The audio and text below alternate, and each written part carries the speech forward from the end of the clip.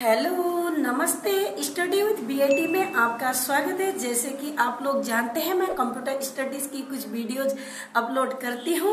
तो आज आइए मैं आपके लिए एक्सेल पर पे स्लिप लेकर आई हूँ कि गाइस पे स्लिप का क्या मतलब होता है। तो मैं आज आपको सिस्टम पर समझाऊंगी। आप इसको पूरा जरूर देख लीजिएगा, जो आपको बहुत हेल्पफुल होगा।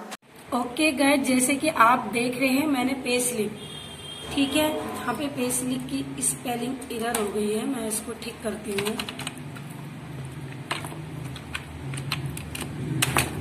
ठीक है, पे स्लिप मैंने लिख दिए हैं। पे स्लिप का मतलब ये होता है कि ये जैसे कि भी किसी भी कंपनी, चाहे हमारी कंपनी हो या हम किसी कंपनी में वर्क कर रहे हैं, तो वो किस हिसाब से हमारी अर्निंग बचत, यानी कि हॉलीडे, हाफ छुट्टी वगैरह वगैरह जो भी है, हॉलीडे काट पीट के हमारे हाथ में कितना अर्निंग आता है या कितना बचत आता है, उसके बारे में ये इसमें मैं बताऊंगी आपको। सीरियल नंबर में मान लीजिए आप 1 लिख लीजिएगा, 1 लिखो। नेम ऑफ एम्प्लॉयर, कोई भी एम्प्लॉयर का नाम लिख लीजिएगा, कोई भी नाम लिखो। मान लीजिए कोमल मैंने लिख दिया है। इसकी कुछ भी पोस्ट लिख देना, ठीक है। अभी इसमें लिखो या ना लिखो कोई फर्क नहीं पड़ रहा, मैं आपको सिखा रही हूँ, जो कि आपका समय इतना ज्यादा यूज ना हो, तो कम समय पर ये वीडियोज आप देख पाए, इसलिए मैं सारी चीजें नहीं लिख रही हूँ। तो आप इसका एम्प्लॉयर का नाम लिख सकते हैं या डिटेल जो भी है इधर पोस्ट लिख सकते हैं। उसके बाद उसकी बेसिक सैलरी सपोज दैट 20,000, कितनी है? 20,000 है।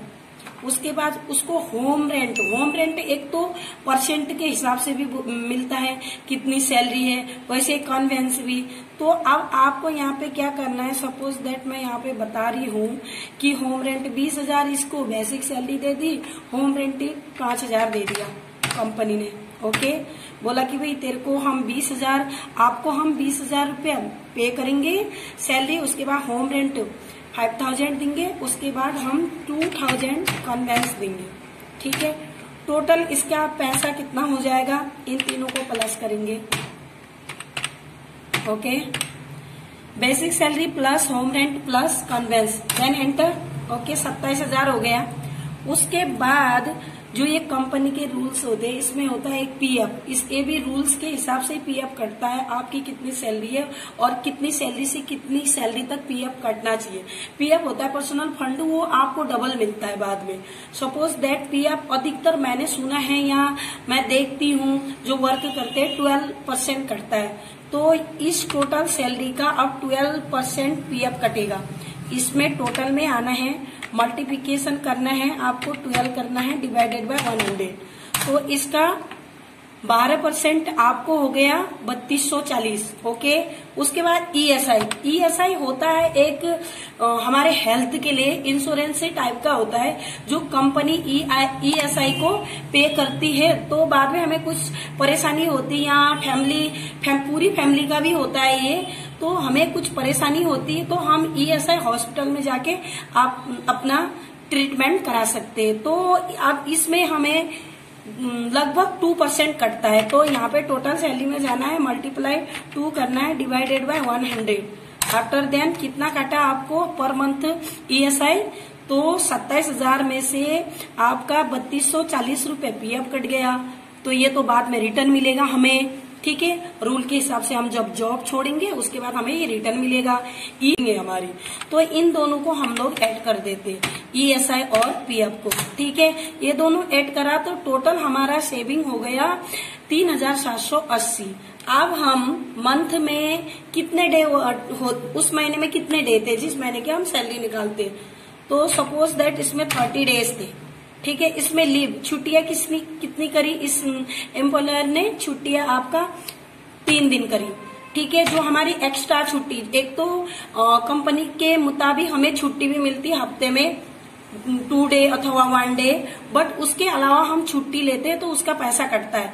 तो जैसे उसके अलावा हमने 3 छुट्टियां ले ली, तो अब नेट वर्किंग डे हमने पूरे कितना जॉब किए, कितने दिन जॉब किए, तो ये 27 दिन हमने जॉब करा, ठीक है। अब 27 दिन का पैसा हमारे पास काट पीट के 3 दिन का पैसा हमारा कट जाएगा। 30 डेज में से 27 दिन यानी 27 डेज के पैसे हमारी अर्निंग हुई। तो ये सब हमें कैसे होगा।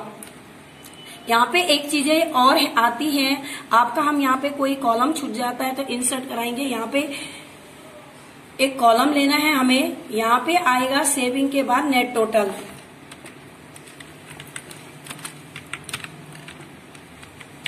ठीक है, नेट टोटल पे आता है हमारा जो हमारे टोटल सैलरी थी, टोटल पैसे जो हमें मिल रहे थे उसमें से लेस करना है सेविंग, क्योंकि सेविंग वाला काम जो ये सेविंग है ये महीने में नहीं मिलने वाला हमें। तो ठीक है, तो अब हमारा यहाँ पे हमारे ये सेविंग को हटाकर अब हमें मिल रही 23,220 रुपया।